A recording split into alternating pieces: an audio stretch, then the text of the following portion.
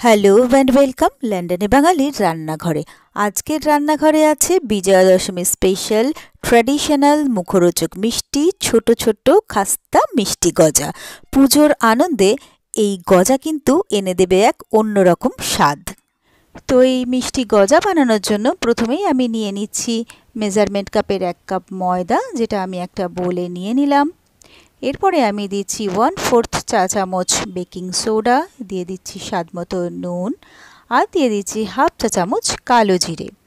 এবারে দিয়ে দেব 2 টেবিল চামচ পরিমাপ ঘি।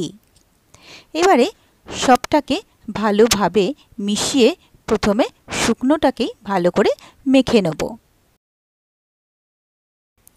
এরপরে আমি অল্প অল্প করে জল দিয়ে ময়দাটাকে ভালোভাবে মেখে নেব। তো ময়দাটা কিন্তু খুব বেশি নরম করে মাখবো না, একটু শক্ত করে ময়দাটাকে মেখে রাখবো। তো ময়দাটা আমার মাখা হয়ে গেছে। এবারে আমি ময়দাটাকে ঢাকা দিয়ে প্রায় 15 থেকে 20 মিনিট মতো রেখে দেবো। তো 20 মিনিট পরে আমি ঢাকনাটা খুলে নিলাম। এরপরে হাত দিয়ে আমি আরও 2-1 একটু মেখে নেব ময়দাটা। এরপরে আমি একটু শুকনো ময়দা ছড়িয়ে দেবো।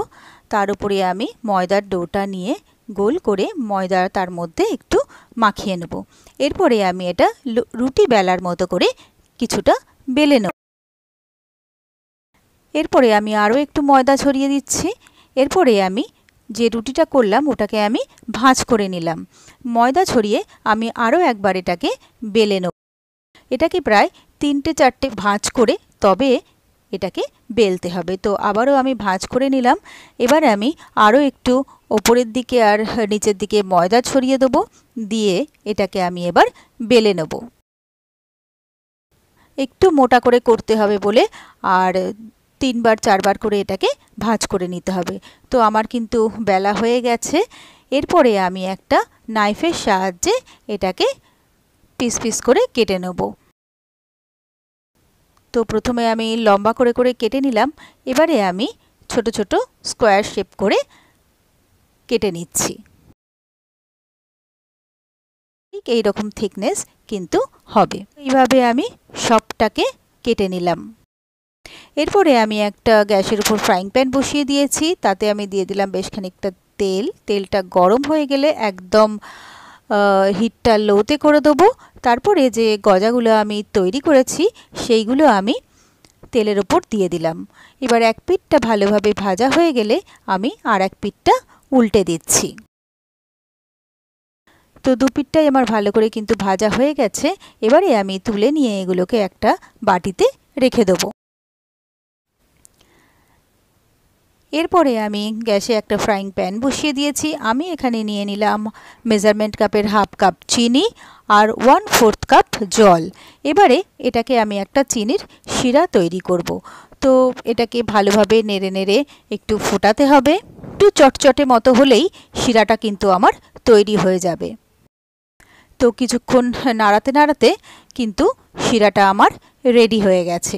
এবারে আমি গ্যাস অফ করে 2 মিনিট রেখে দিয়েছিলাম।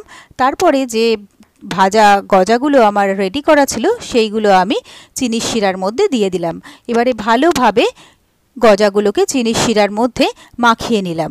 এরপরে আমি 5 মিনিটের জন্য এটাকে রেখে দিলাম। তো 5 মিনিট পরে এবারে আমি গজাটাকে ভালোভাবে খুন্তি দিয়ে কিন্তু নেড়ে চেড়ে চিনির শিরার মধ্যে মাখাতে থাকবো, যাতে চিনির শিরাটা সব জায়গায় গজার মধ্যে সমানভাবে লাগে, কোথাও কম বা বেশি না হয়ে থাকে। তো সেই জন্য ভালোভাবে নেড়ে নেড়ে নেড়ে নেড়ে এটাকে শুকনো করে নিতে হবে। তো এটা কিন্তু আমার নাড়তে নাড়তে একদম শুকনো হয়ে গেছে। গজা আমার একদম রেডি। এবারে আমি সার্ভ করার জন্য একটা সার্ভিং প্লেট নিয়ে নিয়েছি। গজাগুলো আমি তাতে তুলে নিলাম। আর এইভাবে খুব সহজ উপায়ে কম সময়ে আপনারাও কিন্তু বাড়িতে বানিয়ে ফেলতে পারেন ঝটপট এই মিষ্টি গজা। আমি গ্যারান্টি দিয়ে বলতে পারি আপনাদের সকলেরই ভীষণ ভালো লাগবে। আর আমার রেসিপিগুলো আপনাদের কেমন লাগছে অবশ্যই কিন্তু আমাকে কমেন্টস করে জানাবেন। আমার ভিডিওগুলোতে লাইক করে প্লিজ আমার সাথে থাকবেন, পাশে থাকবেন। আর আমার চ্যানেলটা যদি আপনারা নতুন চেক করতে থাকেন তাহলে প্লিজ চ্যানেলটাকে সাবস্ক্রাইব করে নেবেন আর পাশে থাকা বেল আইকনটা প্রেস করে দেবেন। তাহলে আমার ভিডিওর নোটিফিকেশন আপনারা খুব সহজেই পেয়ে যাবেন।